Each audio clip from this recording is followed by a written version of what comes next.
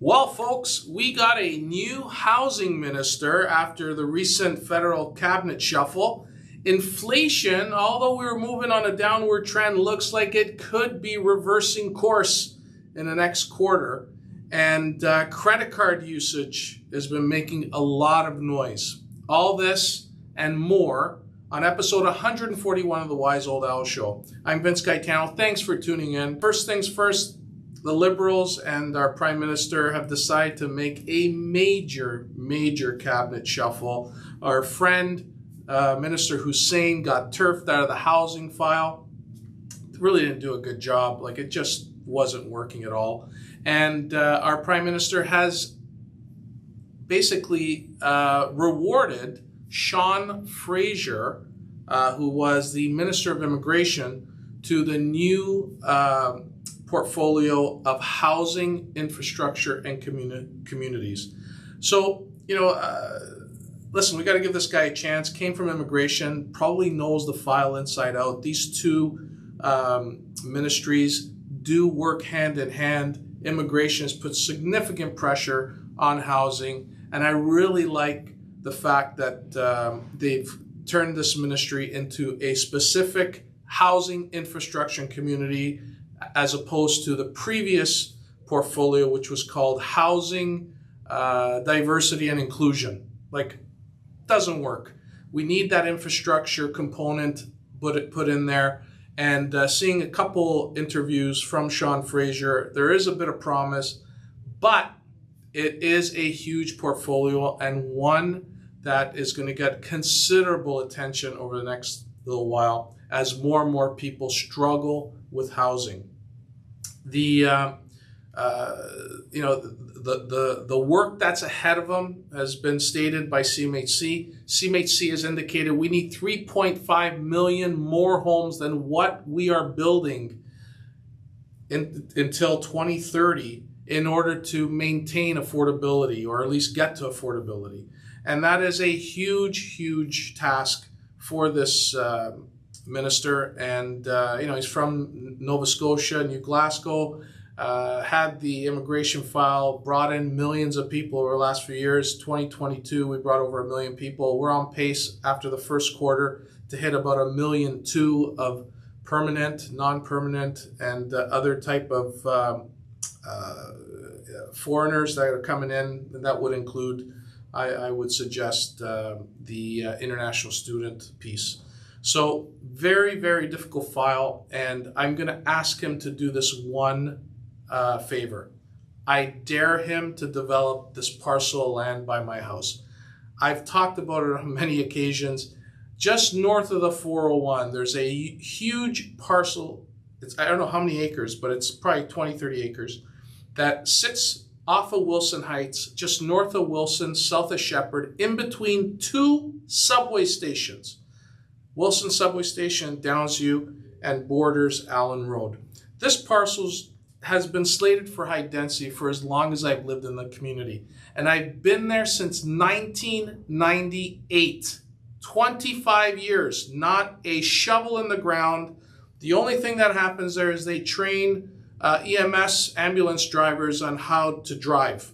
That's the only thing they do at the parcel. And there's somebody cutting the lawn there a few times a year to get rid of everything. It's housed by a pack of coyotes and a gaggle of geese. That's it.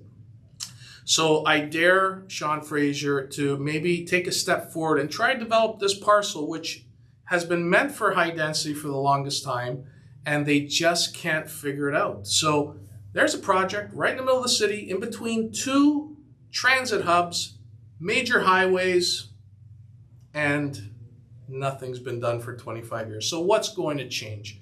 What is going to change? I saw a post by Ron Butler, a good friend of mine. I was on his show a few weeks ago that just aired last week, and he pointed out he should be getting all the people at the table, should be having a conference with CMHC, insurers, lenders, developers, provinces, municipalities, to figure out how to house these people. And his hands are full. I wish him well, but it's going to be a huge task, and one that we'll be looking at closely. We're going to try to provide as many updates as possible. And you know what? I'm going to reach out to him. I don't know if he'll ever come on the show or ever give me any time of day, but I'd love to have him on just to pick his brain.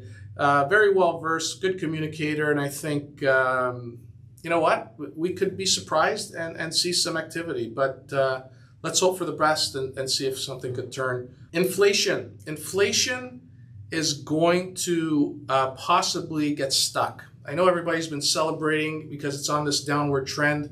We sat at, 2.8%, just below the 3% mark, and everybody's excited. But you know what? One thing I've been reading and made note of, last July, August, September were very low numbers. Remember, the CPI index is a year-over-year measurement, and it's going to be very difficult to lower CPI off of last year's CPI figures in July, August, and September. So I think we're going to start seeing that turn around. We may see some stickiness in the 3% range, and we may end the year in that range. So folks, for those of you that have been celebrating, I caution you, it's going to be a rough go of it the rest of the year. We're starting to see some things break, and you know, oil is starting to increase. Rents are still fueling shelter costs. We're seeing rents continue to skyrocket, and we're going to have a problem. We're going to have a problem hitting that target rate, and I think people need to be prepared for it. Credit cards, really creating a challenge. We're seeing more and more people rip through all their savings, and now they're into the credit cards. I had a quick meeting this morning with somebody who's in the gambling business. As a matter of fact, they produce the actual software for casinos that they're called quick jack machines and stuff. And he was telling me that the amount of transactions on credit cards has been going up both south of the border and here. He's able to track that sort of stuff and see some concerning trends. We're seeing it on credit bureaus. We're seeing the utilization rate of credit cards continue to inch up, and it's getting closer and closer to limits, which is going to cause tremendous pressure for people once they hit those limits, because they won't have access to credit card debt anymore. Unless, of course, the banks start extending them additional room on those credit cards. But we're starting to see things break. I want to talk about the bond market. 5-year bond market went over 4%. I kind of had it written down at 3.99, and when I checked just before I got on, it hit 4.02. So we surpassed that little barrier of 4%, not moving in the right direction. And every indication is that we may in fact see some further hikes in the fall or before the end of the year. So be prepared for it. Understand that things are starting to get a little bit tight. Last week, I totally forgot about the Porsche used car tracker. And I don't know how I forgot, but I guess it was such a good show that I totally forgot. And it is popped.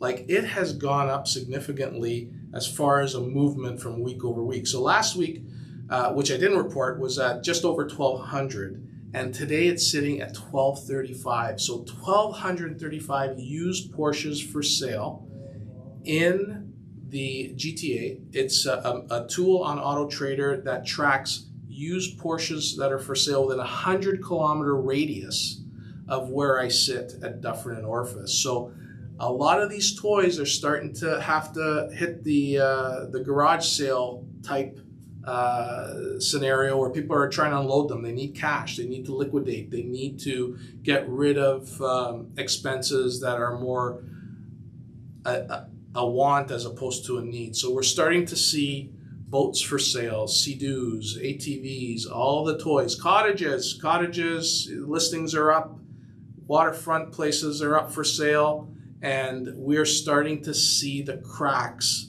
in the system. Things are starting to break. And as I've said many times, you have to respect the lag.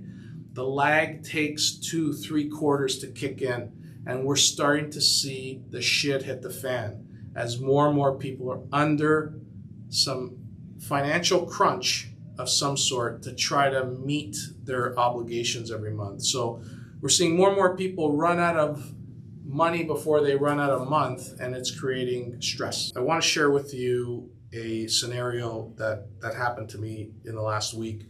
I do get a lot of DMs. I do get a lot of emails from people looking for help.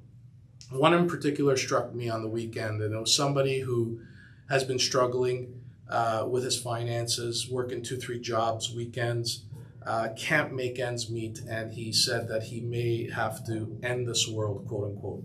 And it really struck me as troubling in the sense that people don't see the light. People aren't seeing any type of good coming out of this, okay? And things are getting worse. And it really bothered me. It really troubled me for a few days. Talked to my wife about it, talked to people in the office, and I really tried to make sure that we are available to help. That's not the solution. His profile picture had him with his child, and I just, it broke my heart. It really bothered me significantly. I didn't know if I really wanted to talk about it, but I thought it'd be important to let anybody out there that is struggling to reach out to get some assistance, okay? Share your problem. There are people out there that do want to help. And I think when you call our office, we try to do the best we can. Even if it isn't what you want to hear, we're going to give you a plan and a strategy to get yourself out of this mess. Many folks are dealing with a lot of anxiety, a lot of stress. They don't see hope. And we try to find the good in a situation. And listen, if you know anybody that is in that particular situation, anybody that is struggling, if you're having a tough time of it, please give us a call, okay? We're here to help. We're here to listen. It may be an ear that you need, and we're going to provide you the effort and the time and some insight and advice to get you through it. There's always a solution, okay? It's never as grim as people think it is. And pride might get in the way, trying to keep up with the Joneses, expectations that children have of their parents, and trying to compare with other friends and family. That all comes into play, but at the end of the day, there is a way out.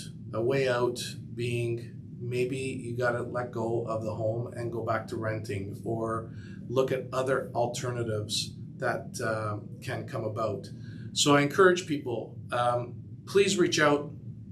If you have the ability to help anybody, please do so. If you have a chance to buy anybody a drink, anybody a dinner, a lunch, a coffee, do so. People are hurting. There's a lot more people hurting than they let out to believe.